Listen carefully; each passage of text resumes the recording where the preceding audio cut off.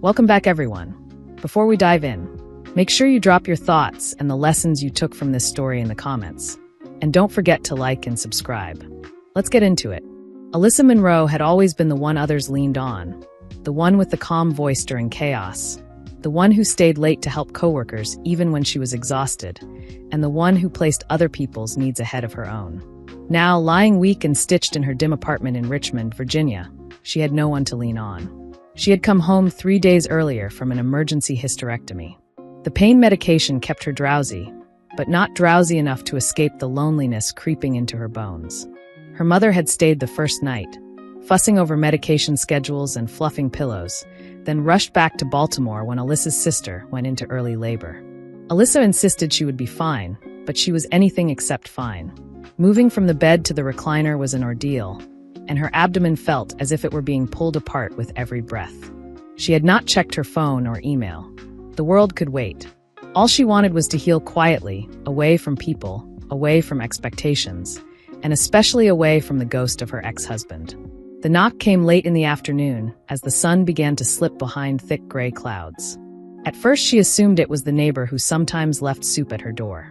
She reached for her robe, grimacing at the tug along her incision, and shuffled toward the entrance. The knock came again, sharper this time, and she steadied her breathing before sliding the chain aside and opening the door.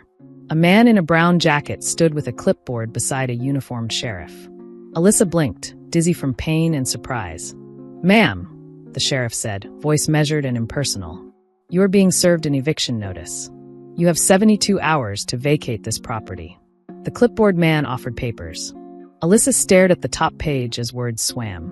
"That cannot be right," she managed, her voice thin and breathy. "My rent is automatic every month." The man flipped a page and pointed to a line. "Lease terminated early by third-party leaseholder. Payment made in full." Alyssa followed his finger to the signature scrawled at the bottom, and everything in her chest went silent. The name was unmistakable. Derek Monroe. Her knees wobbled. She clutched the door frame, shocked into stillness. The sheriff, robotic in routine, placed a copy into her trembling hand and offered the faintest nod before retreating down the hall. The door closed. Alyssa stood in the quiet entryway staring at the signature written in Derek's sharp, prideful scrawl. He had done this. He had found a way to reach into her life after 2 silent years and rip the floor out from under her. He had timed it perfectly, just days after her surgery, when she was most vulnerable, unable to lift a box, barely able to lift a kettle. Their divorce had been ugly, quiet, and final. No court battles, just a string of betrayals, a long season of gaslighting, and finally Alyssa choosing peace over the never-ending emotional war. He moved on publicly, flaunting a new relationship. Alyssa struggled in private, grieving the loss of her reproductive health and the marriage she had tried to save. She thought she had escaped him. She had been wrong. That night Alyssa could not sleep. Her body ached in places medicine could not touch. She curled into the recliner with a heating pad against her abdomen, surrounded by half-unpacked hospital bags. She could not eat. She could not cry. Rage sat heavy in her chest, a block of iron that refused to move. What kind of man paid off a landlord to end his ex-wife's lease while she was recovering from surgery? It was not just cruel. It was calculated. Derek had always known how to hit where it hurt without laying a hand on her. During their marriage, he knew how to isolate her from the people who saw clearly, how to undermine her confidence with cutting observations, how to make her question her own worth. When she could not carry a pregnancy to term, he withdrew emotionally, stopped sleeping in their bed, stopped looking her in the eyes. During arguments, he called her broken. When she discovered he had been cheating with a coworker for over a year, something true and strong inside her finally closed. Even after the divorce, she carried the wounds. She made a life from careful routines and quiet days. She learned to cook for one and to walk alone in the park after work. She told herself that time would sew over the torn places. Now, with her abdomen stitched and her life abruptly uprooted, the scar reopened. The pain was familiar but deeper, as if he had reached past the layers of healing to stir what had settled. By morning, the rage had cooled into a steady heat she could use. She called her cousin Jasmine in Hampton. Jasmine answered on the second ring. Alyssa did not explain everything, only that her lease had been terminated unexpectedly and she needed a place to land for a while. Jasmine, warm and no-nonsense as always, did not ask for a story. "You do not owe me an explanation," she said. Pack what you can. I will be there tonight. Alyssa swallowed a knot in her throat. It was strange how relief and grief could share a body. For 2 days, Jasmine had been texting to check in. For 2 days, Alyssa had ignored most of the messages, protecting her silence. Now, hearing her cousin promise a room and a car with no conditions, Alyssa let a tear slip down and did not wipe it away. Jasmine arrived that evening in sneakers and a faded college sweatshirt. "You look pale," she said, stepping inside. "Sit. Point. I will do the lifting." Alyssa was too tired to argue. They went room by room, packing necessities and wrapping fragile things in towels. Jasmine taped labels with a thick marker and hummed under her breath as if organizing a life had always been easy. She did not pry, but the concern in her eyes made words press against Alyssa's teeth. "He paid them to push me out," Alyssa said finally as she slid a stack of books into a box. 3 days after surgery. Jasmine paused, tape midair. "He did what?" Alyssa showed her the paper. Jasmine scanned the signature and exhaled sharply. "That is monstrous." Alyssa nodded, suddenly unsteady. "He always could find the bruise and press." Jasmine lowered the tape and took Alyssa's hand without a speech. "You are not alone in this," she said. "That matters right now more than why he did it and more than how brazen it is. We will get you out of here before those hours run out. We will make a plan when you have a bed to recover in." Alyssa closed her eyes. The calm in Jasmine's voice settled her heartbeat. The next morning, they loaded boxes into Jasmine's car. Alyssa moved slowly and carefully, the incision pulling with each step, her arms wrapped around a pillow pressed to her abdomen for support. They left behind the couch where Alyssa had fallen asleep in tears too many times, and the rug with a wine stain from the night. She packed a suitcase and then unpacked it at midnight. They left behind a kitchen full of memories that could not be cleaned. The guest room at Jasmine's townhouse was small, barely enough space for a twin bed and stacked boxes. But it was safe. Jasmine worked nights at the hospital, which meant their schedules only crossed in passing notes and warm meals left covered on the stove. Alyssa did not mind.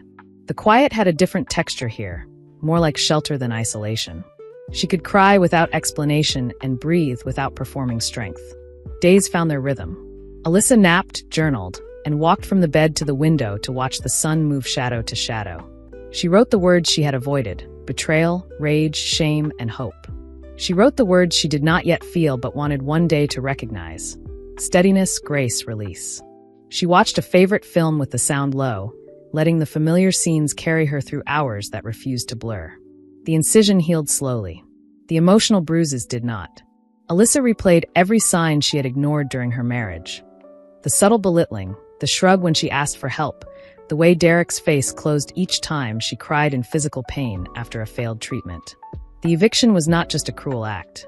It was a statement about power, an old language she finally understood without excuses.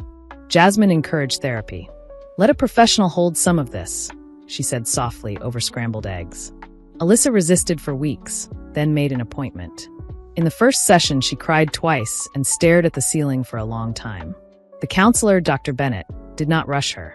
"We can sit in silence," Dr. Bennett said. "Silence can be a kind of permission." Alyssa found words the second week, and then more words the third. 3 weeks after moving in, Jasmine came home from a shift to find Alyssa at the kitchen table, sorting a stack of forwarded mail. "There is something strange," Alyssa said. She held up a thick envelope with no return address. The paper inside rustled loudly in the quiet kitchen. She opened it cautiously, slid out a check for $6,000 and a single sheet of paper with tight handwriting. "I did not know what he planned to do with the money. I regret taking it. Please use this to find peace." It was unsigned, but Alyssa recognized the loops and slants. Mr. Holloway, her former landlord. Her hand shook, mouth dry. She remembered his expression during the serving, polite and distant, professional to the point of cold. Now this. Guilt had traveled by mail and landed on her table like an apology too late to be of comfort. "What are you going to do?"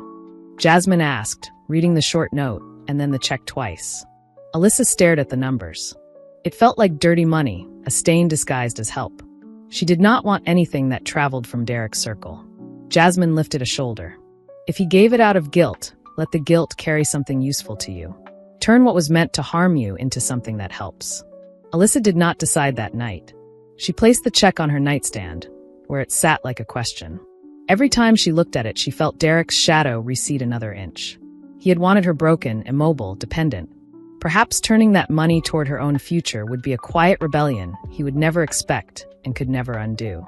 She began to browse listings for small places in Newport News and Norfolk, somewhere quiet with trees and good light, somewhere she could place a couch and a bookshelf without memories clinging to the fabric.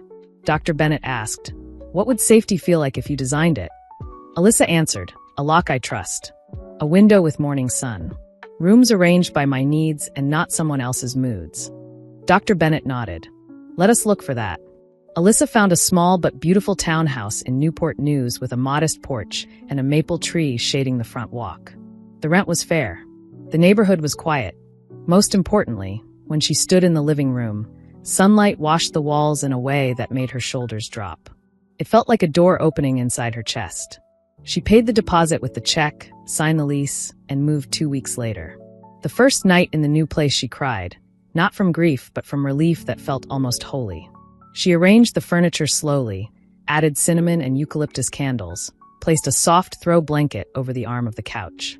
She framed 2 childhood photographs, one at a beach in Virginia, one in her grandmother's kitchen, and leaned them on a shelf she could see from everywhere. It was the first space in years that belonged only to her, a room where no memory argued with the present. Peace gathered in the quiet. The doorbell no longer made her flinch. She slept without waking to check locks. She cooked small meals that reminded her of home. Chicken and rice, greens with onion, cornbread in a cast-iron skillet. Her body ached on rainy days, a dull reminder of stitches and scars, but her heart began to beat easier.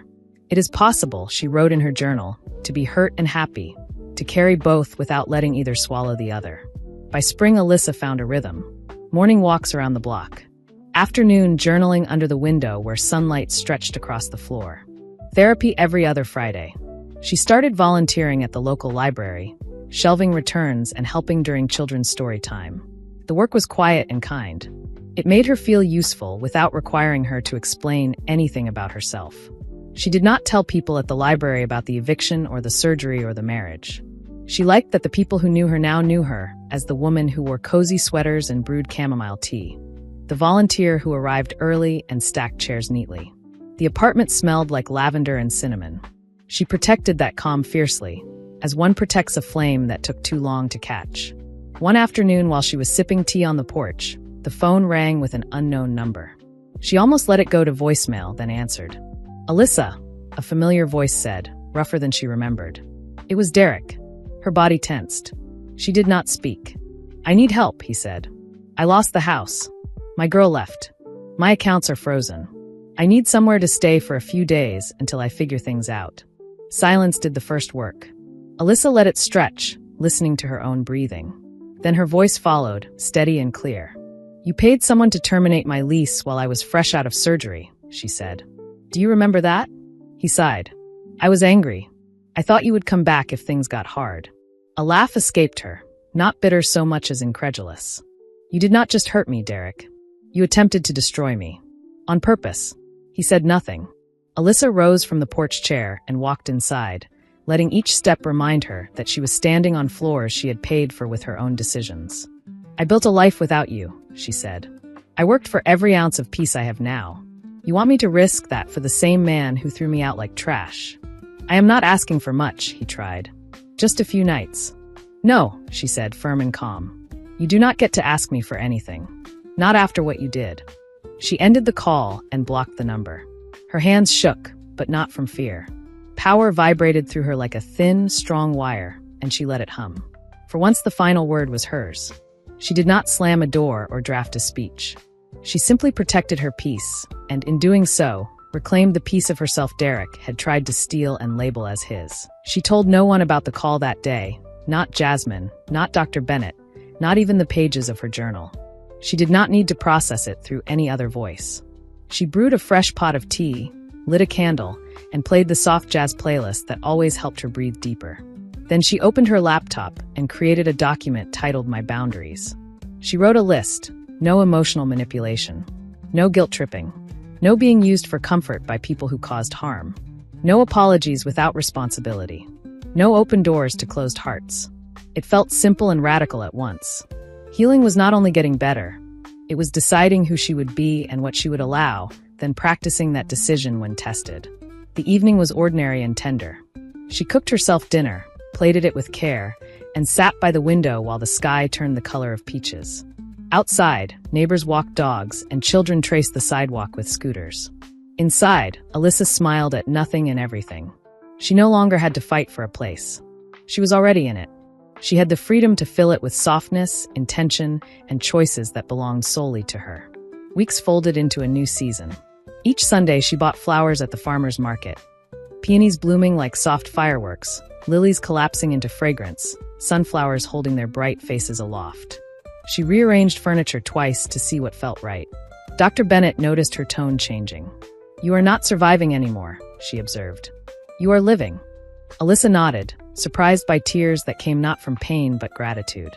For so long she had lived in defense, bracing for the next betrayal, the next disappointment, the next small theft of dignity. Now mornings opened without dread. The trauma lived in her body, but no longer ruled it. Sometimes she still flinched when the doorbell rang unexpectedly. Sometimes she still avoided the songs that played in hospital rooms. Those moments softened. When they arrived, she met them with steadiness instead of panic. Her peace was not loud.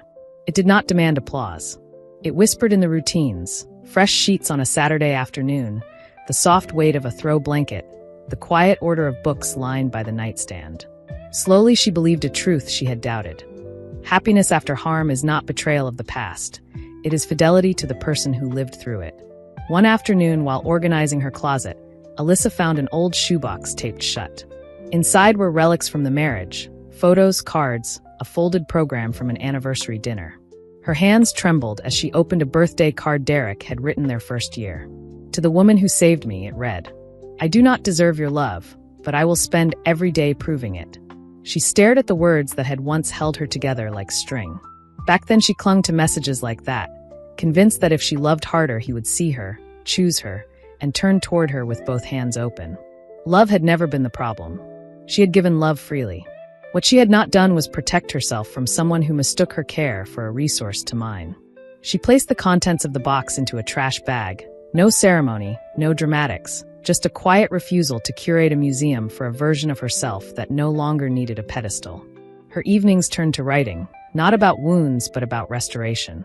Her journal pages shifted from anger and confusion to reflections on boundaries, peace, and small victories.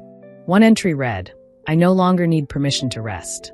Another read, "I no longer confuse silence with safety." She did not plan to publish. She was not auditioning for applause. Her growth was not a performance. It was personal. She found joy in things that did not demand anything of her.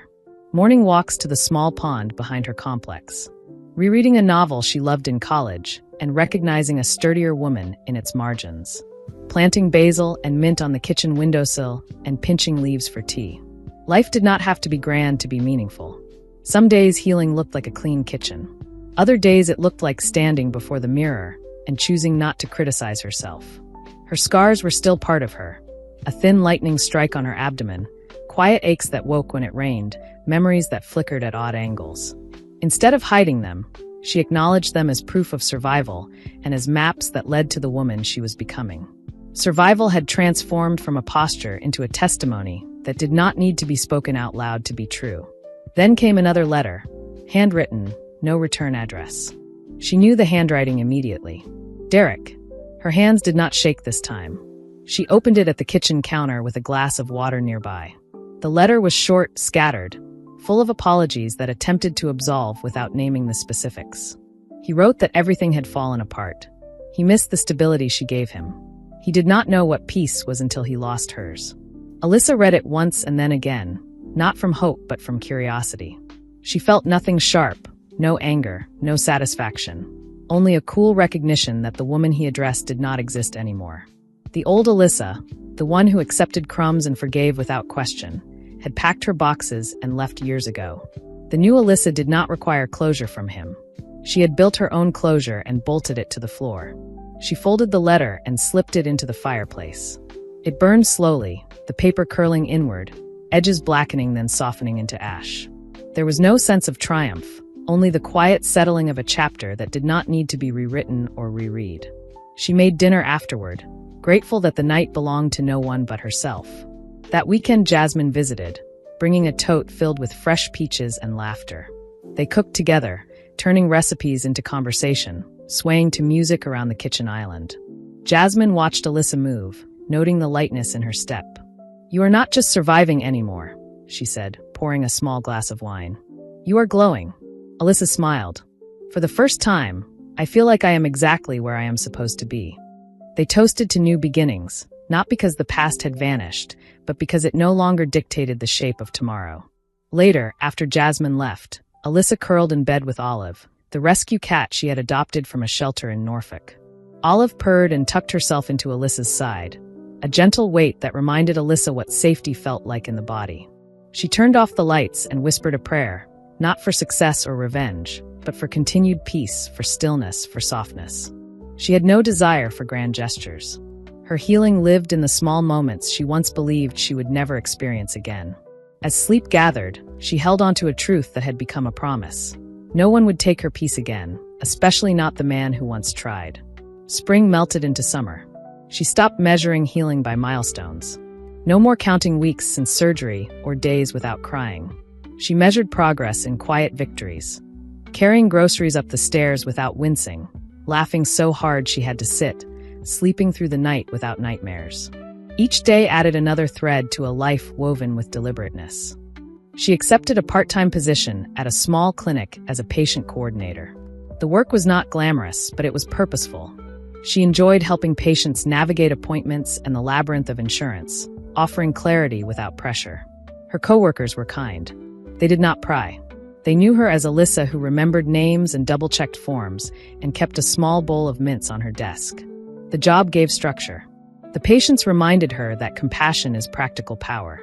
She walked home most days under a slow sunset, holding a paper bag with fresh fruit from the corner market.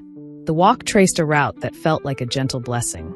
She felt whole, not because she had healed all at once, but because she had allowed herself to mend in her own time. One Friday evening, the phone rang again with an unfamiliar number. Alyssa hesitated, then answered. It was an older neighbor from her old apartment in Richmond, Mrs. Porter, who had once helped Alyssa carry a heavy box up the stairs. "I wanted you to know," Mrs. Porter said. "That man who caused you all that trouble, I saw him last week. Evicted. Furniture on the curb. He looked like he had not shaved in months." Alyssa listened, surprised by the old address tugging at her attention. "Thank you for calling," Alyssa said gently. Mrs. Porter lowered her voice. "You did not deserve what he did. Life has a way of balancing some things." Alyssa sat on her porch after the call, watching the sky soften. She felt no glee and no closure delivered by his misfortune. She had already risen. She did not need him to fall to prove she could stand. The next weeks unfolded quietly. Alyssa hosted Jasmine and Jasmine's baby girl for brunch, stacking plates on the table and savoring the soft squeals that filled the room. She experimented with recipes, tried a lemon ricotta pancake that tasted like morning light, and redecorated her bathroom in soft blues and cream. Every change reflected a journey from survival to intention. She asked Dr. Bennett to space sessions to once a month. "I think I am okay," she said. "Not perfect, not all better, but steady and proud." Dr. Bennett's eyes warmed.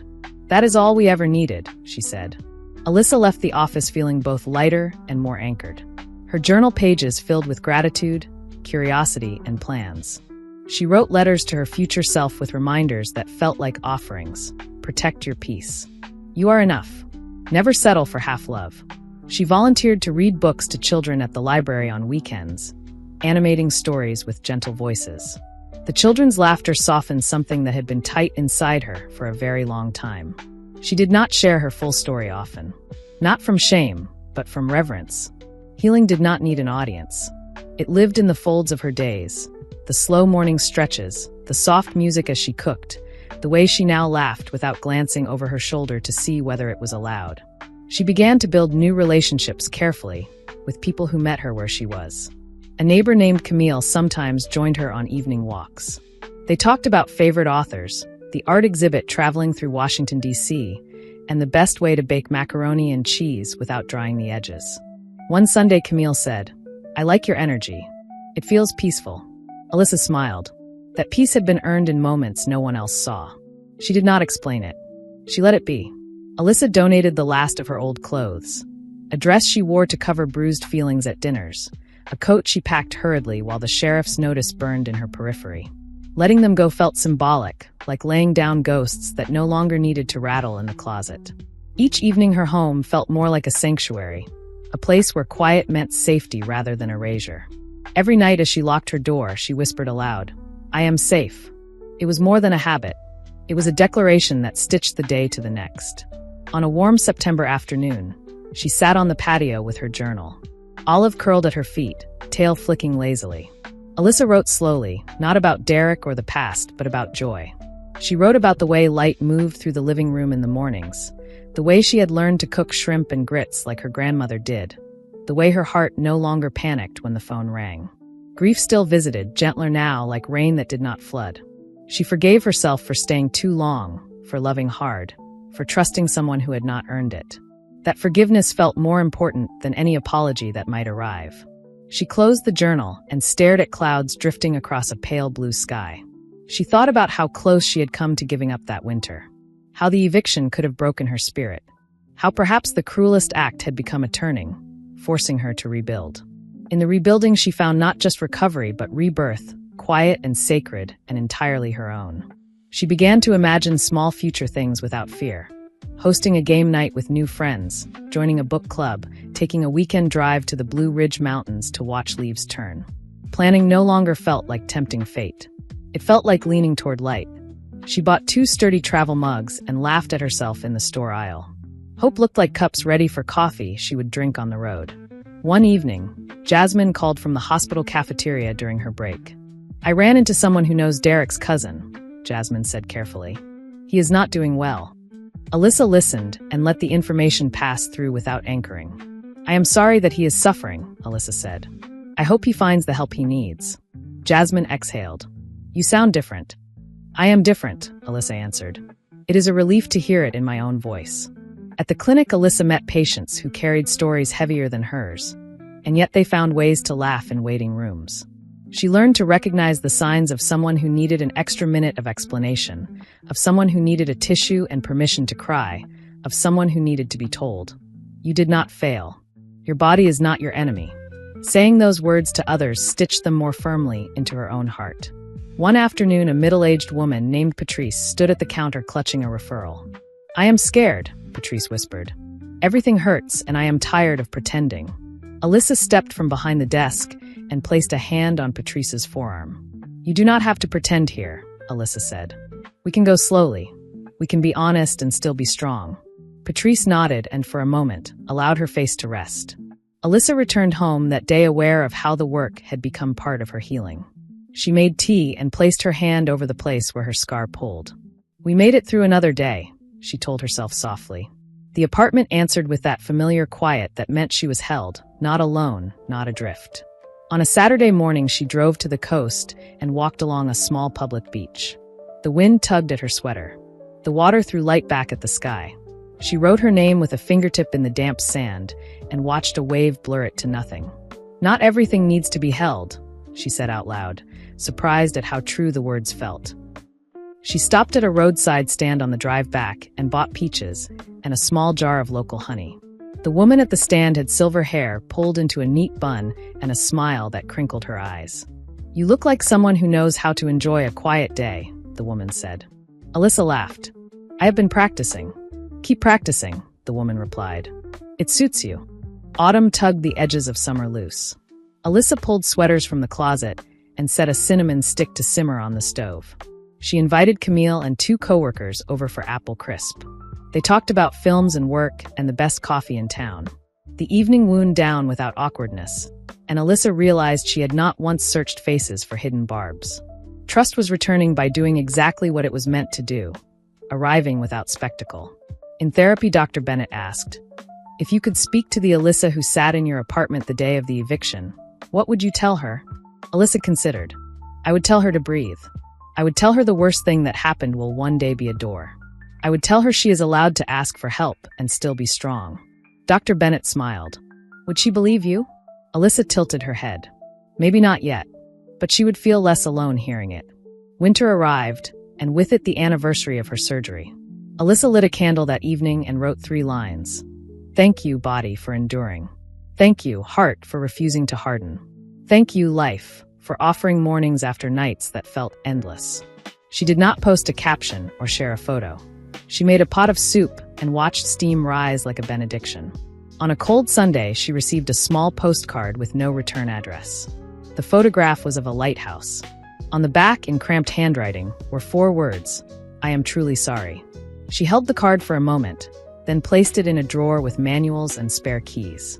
"Some things can be acknowledged without being displayed," she said to the quiet room. Months later, a different letter arrived, this time from Mr. Holloway. He wrote more fully about his part in the eviction, about money offered and accepted, about regret that had not softened with time. He included no check. He asked for no response. Alyssa read his words with a strange sense of compassion. "We are all learning how to carry what we have done," she said to herself, and filed the letter away. On the first warm day of March, Alyssa hosted a small gathering. Jasmine brought a lemon cake. Camille carried in flowers. A coworker, Thomas, arrived with a deck of cards and a story about missing his exit 3 times because the conversation in the car was too good. They ate, laughed, and played until the windows reflected their faces back to them. As the last guest left, Alyssa stood in the doorway with the cool air touching her arms. She thought about thresholds and how many she had crossed. Some pulled from under her, some stepped over with care, some rebuilt plank by plank. She closed the door and leaned her forehead against it for a second. "Thank you," she whispered, not to anyone particular, but to the small, faithful choices that had led her here. Work grew busier in spring. Alyssa learned to say, "I cannot take another case today," without apologizing. She learned to place lunch on her calendar and guard it as if it were a meeting with the head of the clinic. She learned that rest was not a reward for productivity. It was the ground from which her best work grew. One afternoon, a young nurse, Carla, paused by Alyssa's desk. "I have seen you," Carla said, a little shy. "You move differently, like you are not in a hurry even when the day is packed." "I admire that." Alyssa smiled. "I had to learn it the hard way," she said. "But it is learnable. Start by breathing on purpose." Alyssa called her mother more often. They spoke about ordinary things, weather, recipes, a show they both liked, and sometimes about the surgery that had made grandchildren impossible. Her mother, voice thick with tenderness, said, "You are not less, Alyssa. You are my whole child." Alyssa listened and let the words land where they had once bounced off the walls of an unready heart. On a trip to Baltimore to visit family, she held her niece while the baby slept, tiny breaths warming the inside of Alyssa's elbow. She sang softly and watched the baby's fingers curl. A strange and gentle joy filled her. Motherhood was not the measure of her womanhood. Love found 1,000 forms and wore them all beautifully. In April, she received an email from a community center in Richmond asking if she would speak to a small group about navigating medical care after a major procedure. She hesitated, then said yes, and wrote an outline that centered on advocacy, clarity, and dignity. She practiced the talk twice in her living room, olive weaving between her ankles like a furry metronome. The night of the event, she stood before a circle of folding chairs and said, "You are not a problem to solve. You are a person to care for." She offered practical suggestions for questions to ask, forms to request, and phrases to insist on hearing. Afterward, a woman with lines of fatigue etched under her eyes hugged Alyssa and whispered, "I needed someone to say it that plainly." Alyssa drove home with a steady quiet filling the car. The seasons kept their appointments, and Alyssa kept hers, with herself, with community, with the practices that held her together. She planted herbs again, learned to bake a simple bread, and took a Saturday class on watercolor at a studio in town. The teacher praised her patience with layers. "You do not rush the paper," he said. She laughed. "I used to rush everything."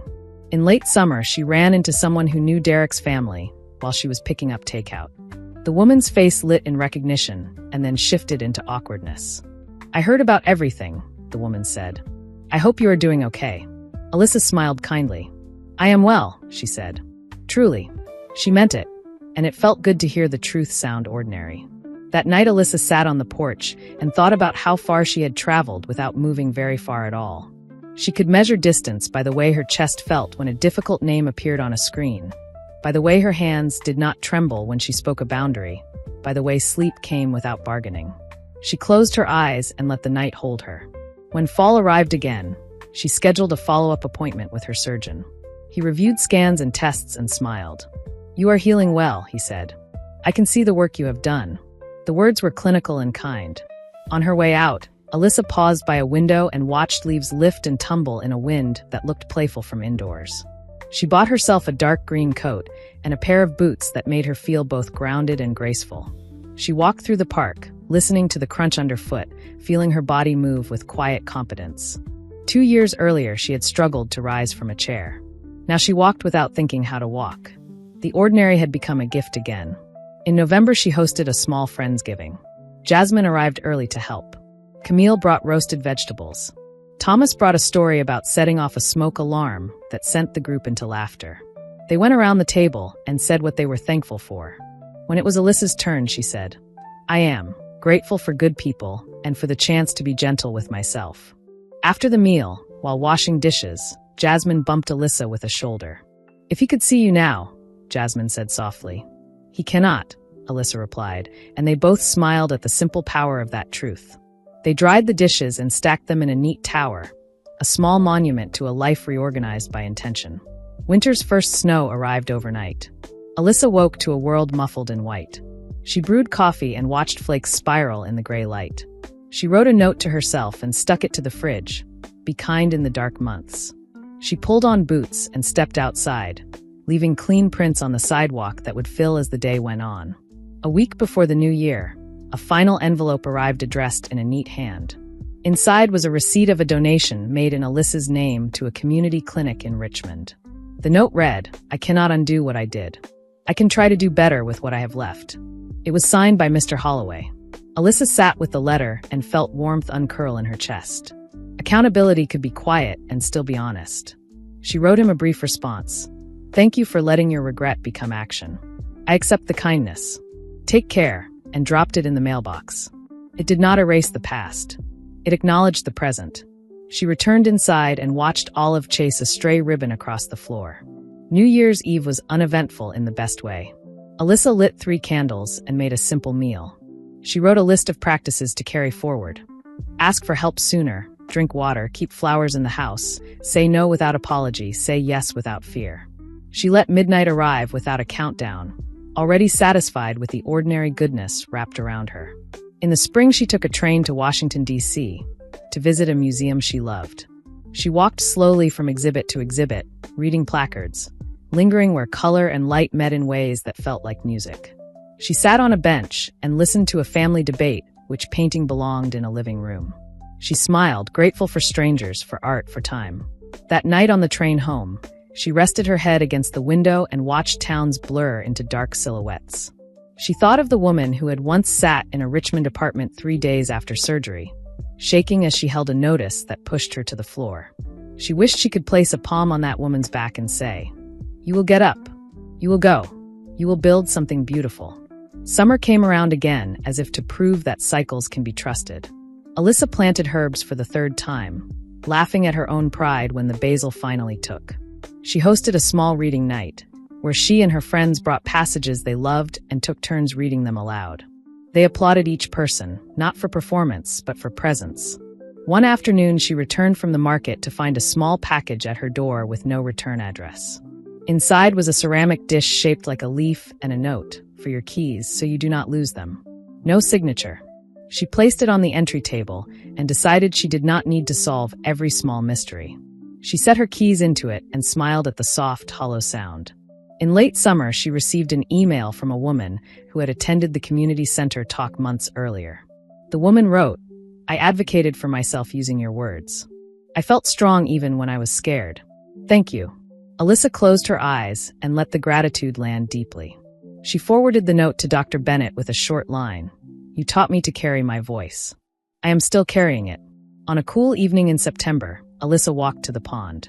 The air held the first crisp bite of fall. She sat on a bench and watched a child throw small stones into the water, each splash a soft punctuation. She thought of how many shapes peace could take, and how often it arrived looking like exactly this, unremarkable and perfect. She returned home to a voicemail from Mrs. Porter in Richmond. "I wanted to say I am proud of you," the older woman said. "You found your way." Alyssa wiped a tear and returned the call.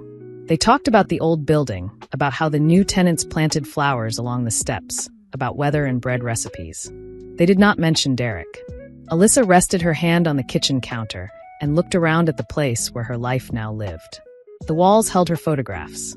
The shelves held her books. The air smelled faintly of citrus and soap. She felt a strong, simple love for the life she had assembled with patience and resolve. Later, she sat with Olive and wrote a final line in her journal for the night. Not even the person who tried hardest to take it from me can touch what is mine now. She closed the journal and placed it on the table. The room hummed with the soft electricity of lamps and quiet. Somewhere outside, a train lifted its voice and faded. She stood, turned off the lights, and walked to bed, steady in the ordinary, grateful for the hours that lined up neatly and led her forward. In sleep, she drifted on the calm she had earned. Morning would come, and she would rise, and the life she made would meet her at the door with open, quiet hands. If you enjoyed this story, please like, comment, and share this video with your friends. Subscribe and turn on the notification bell so you never miss a powerful story drop.